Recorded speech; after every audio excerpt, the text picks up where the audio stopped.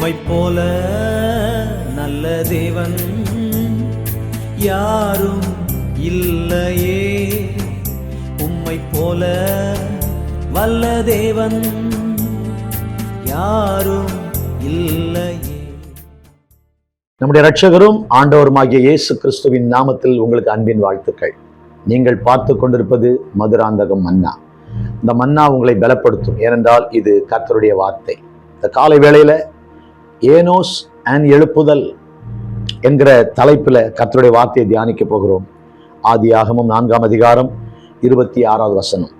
சேத்துக்கும் ஒரு குமாரன் பிறந்தான். சேத் யாரு? ஆதாமுடைய பையன். ஆதாமுடைய மூத்த பையன் யாரு? காயின். அடுத்த பையன் யாரு? ஆபேல். ஆபேல் இறந்து போறான். ஆபேல் இறந்து போன பிறகு இன்னொரு பையன் பிறக்கிறான். பல வருடங்களுக்கு பிறகு அந்த பையனுக்கு தான் ஏவாள் ஒரு பேர் வைக்கிறாள். என்ன பேர் வைக்கிறாங்க? ஆபேலுக்கு பதிலாக கர்த்தர் எனக்கு இன்னொரு பிள்ளையை தந்தார் என்று அவனுக்கு சேத் என்று பெயரிட்டார் ஆண்டவருக்கு. அந்த சேத்துக்கு ஒரு குமாரன் பிறக்கிறார். அப்படின்னா இது ஆதாமுடைய பேரன். ஆதாமுக்கு ஏற்கனவே ஒரு பேரன் பிறந்தான் பைபிள்ல இருக்கு. அது யாரு?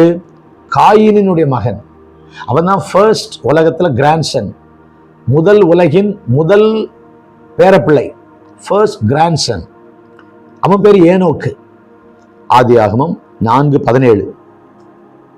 காயின் தன் மனைவியை அறிந்தான், அவள் கர்ப்பவதியாகி ஏனோக்கை பெற்றாள். இவன் தான் முதல் பேரன். ஆனா அவனை பற்றி ஒன்றும் பெரிய விசேஷம் ஒன்றும் சொல்லப்படல, பெரிய காரியம் எதுவும் சொல்லப்படல, விசேஷித்த காரியம் சொல்லப்படல. அப்பொழுது அவன் ஒரு பட்டணத்தை கட்டி அந்த பட்டணத்துக்கு தன் குமாரனாகிய ஏனோக்குடைய அவங்க அப்பா காயின் ஒரு பட்டணத்தை கட்டி பிள்ளையோட பேர் வைக்கிறார். அலெக்சாண்ட்ரியா அப்படின்னு வச்சார்ல, அலெக்சாண்டர். அத மாதிரி மக்களுடைய பெயர்களை சூட்டுகிற ஒரு பழக்கம் அந்த நாட்டில் இருந்திருக்கிறது. தன் பையனுடைய பேரை வைக்கிறார் ஏனோக்கு இந்த பட்டணத்துக்கு. அவ்வளவுதான், அதுல ஒன்றும் பெரிய விசேஷம் இல்லை.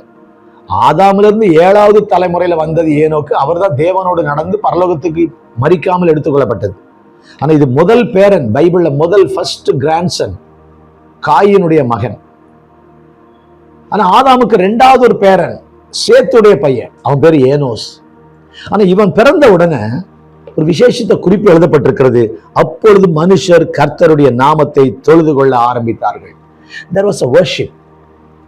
ஒரு worship ஸ்டார்ட் ஆகுது. ஜனங்கள் மத்தியில தேவனை தேட வேண்டும் என்ற ஒரு உணர்வு வருகிறது. இந்த ஏனோஸ் என்ன செய்தான் நமக்கு தெரியல.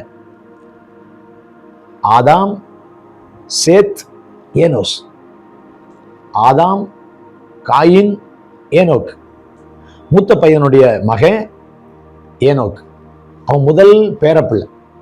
ஆனா 3வது பையன் சேத், அவனுடைய பையன் ஏனோஸ். ஏனோஸ் என்ன செய்தான் தெரியல. கர்த்தருடைய வார்த்தை இப்படி சொல்லுகிறது. அப்பொழுது மனுஷர் கர்த்தருடைய நாமத்தை தொழுது கொள்ள ஆரம்பித்தார்கள். People began to worship the Lord. தேவனை தேடுகிற ஒரு கூட்டம் எழும்புகிறது.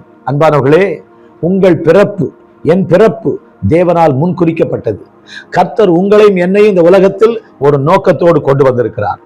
இன்றைக்கு உங்களோடு பேசிக் கொண்டிருக்கிற நான் என்றைக்கோ மரித்து போயிருந்திருக்க வேண்டும். எங்கள் குடும்பத்தில் சுனாமியை போல ஒரு சூனியம். என் தகப்பனாருக்கு பைத்தியம், வேலை இழந்தார். என் தாய் பிச்சை எடுத்தார்கள். என் தகப்பனார் கடிக்கிற நாயை போலானார், பைத்தியக்காரனானார். இது நீங்கள் அறிந்த சாட்சி. ஆனால் இயேசுவை நம்பின போது, ஒரு இந்து பிராமண குடும்பத்தில் பிறந்த என் தாயார் இயேசுவை விசுவாசித்த போது என் தகப்பனார் சுகமடைந்தார். பல லட்சங்கள் 50 ஆண்டுகளுக்கு முன்பாக செலவழித்த அவைகள் இன்றைக்கு கோடிகளுக்கு சமம். அவள் செலவழித்து வராத சுகம் ஒரு ஜப வீட்டுக்குள் முழங்கால் படியிட்ட போது அற்புதமாய் என் தகப்பனார் சுகமானார். நன்றி கடனா எனக்கு இயேசுதாஸ் என்று என் தகப்பனாரும் தாயார் எனக்கு பேர் வைத்தார்கள். இயேசுவுக்கு தாசனாகவே, இயேசுவின் வேலைக்காரனாகவே கர்த்தர் என்னை மாற்றினார். இன்றைக்கு அவருக்கு வேலை செய்கிறேன், அதை பாக்கியமாய் நினைக்கிறேன். இன்றைக்கு எங்கேயோ பிறந்த, ஒரிசாவில் பிறந்த என்னை, ஆந்திராவில் வளர்ந்த என்னை, அதன் பின்பு ஆண்டவர் சென்னையில படிக்கும் போது நீ மதுராந்தகம் போய் என்று ஆண்டவர் கர்த்தர் அனுப்பினார். இந்த மதுராந்தகத்துக்கு வந்து ஆண்டுடைய கிருபையினால சுமார் 42 ஆண்டுகள் இந்த வேலையை செய்ய இன்னைக்கு அநேகர் ஜீவனுள்ள தேவனை அறியாத அநேகர் ஜீவனுள்ள தேவனை அறியவும் அவரை ஆராதிக்கவும் கர்த்தர் கிருபை தந்தார். சுற்று வட்டாரங்களில் 47 கிலோமீட்டர் தூரத்துக்கு சபை கிடையாது. பாண்டிச்சேரி எல்லையை சொல்றேன், மரக்காணம். ஆண்டவருக்கு ஸ்தோத்திரம். இப்படி பல மைல்களுக்கு சபைகள் இல்லை. ஆனால் ஆண்டவர் கடந்த வருடங்களில் அவருடைய கிருபையினால சுற்றி அநேக கிராமங்களில் சபைகளை ஆரம்பிக்க உதவி செய்து பல இடங்களில் இன்றைக்கு ஆண்டவரை மக்கள் ஆராதிக்க கர்த்தர் சித்தம் வைத்தார். என் தாயின் வயிற்றில் நான் உருவாகும் போதே உங்களை குறித்து தேவனுக்கு ஒரு திட்டம் இருக்கிறது. இப்படி ஒரு வரலாறு உங்களை பற்றி எழுதப்பட வேண்டும். இப்படி எழுதப்பட வேண்டும். ஒருவன் ஒரு பட்டணத்தை கட்டி தன் மகனுடைய பெயரை வைக்கிறான். தன்னுடைய மூத்த பேரப்பிள்ளைக்கு உலகத்துல ஃபேமஸான ஒரு பட்டணம். he was famous or he was popular in the world. உலகத்துல ஒரு புகழ்பெற்ற ஒரு மனுஷனா இருப்பான். ஏனோக்குன்னு ஒரு பட்டணம், முதல் பேரன். ஆனா இரண்டாவது பேரன், உலகின் இரண்டாம் பேரன், இரண்டாவது பேரப்பிள்ளை, ஆதாமின் இரண்டாவது பேரப்பிள்ளை, அவன் பிறந்த பொழுது அநேகர் கர்த்தரை தொழுது கொள்ள ஆரம்பித்தார்கள். வாட் அ டெஸ்டிமனி இல்ல?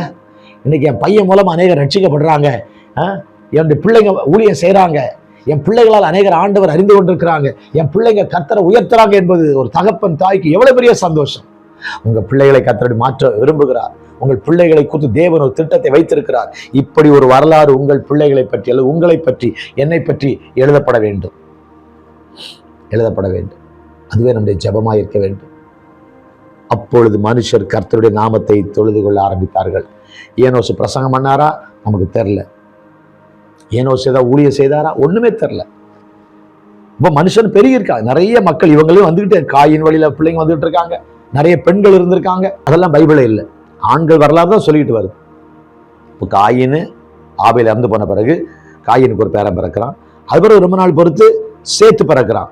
அப்போ சேத்து பிறந்து பெரிய ஆளாகி எத்தனை வருஷம் ஆயிருக்கும்? 30 வருஷம் ஆச்சோ, 40 வருஷம் ஆச்சோ, 50 வருஷம் ஆச்சோ.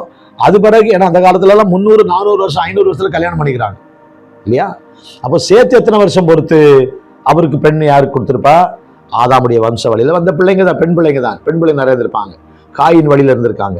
ஸோ பெண்களெல்லாம் பைபிள்ல எழுதப்படல. அப்ப அது ஒரு 100-200 வருஷம் ஆயிருக்கலாம். அதன் பிறகு அவன் திருமணம் பண்றான். அவன் திருமணம் பண்ணி அவனுக்கு ஒரு பேரன் பிறக்கிறான். அவன் தான் ஏனோசு. வருஷங்கள் பல ஆயிட்டு, ஒரு நாள்ல நடக்கிற கதை இல்லை. ஸோ சில வருடங்கள் தாண்டும் போது மக்கள் ஏராளமாய் பெருகி இருக்கிறார்கள். ஏனோஸ் என்கிற ஒருத்தன் தோன்றின உடனே, ஏனோஸ் என்கிற ஒரு பிள்ளை வந்த உடனே அநேகர் கர்த்தரை தொழுது கொள்ள ஆரம்பித்தார்கள். நம்முடைய சந்ததி கர்த்தரை தொழுது கொள்கிற சந்ததியாய் மாறட்டும். அநேகரை கர்த்தரண்டை திருப்புகிற சந்ததியாய் நம்முடைய சந்ததியை கர்த்தர் மாற்றுவாராக. அற்புத பிதாவே, நாங்களும் எங்கள் சந்ததியும் எங்களை சுற்றி இருக்கிற அநேகரை உமக்கு நேராய் திருப்புகிற கிருபை எங்களுக்கு தாரும். ஆசீர்வதி இயேசுவின் நாமத்தில் வேண்டுகிறோம் பிதாவே, ஆமென். நாமும் நம்முடைய குடும்பமும் கர்த்தரை சேவிப்போம், அநேகரை சேவிக்க வைப்போம். எழுப்புதலை உருவாக்குகிற ஏனோசாய் நாம் இருக்க கர்த்தர் உதவி செய்வாராக. ஆமென்.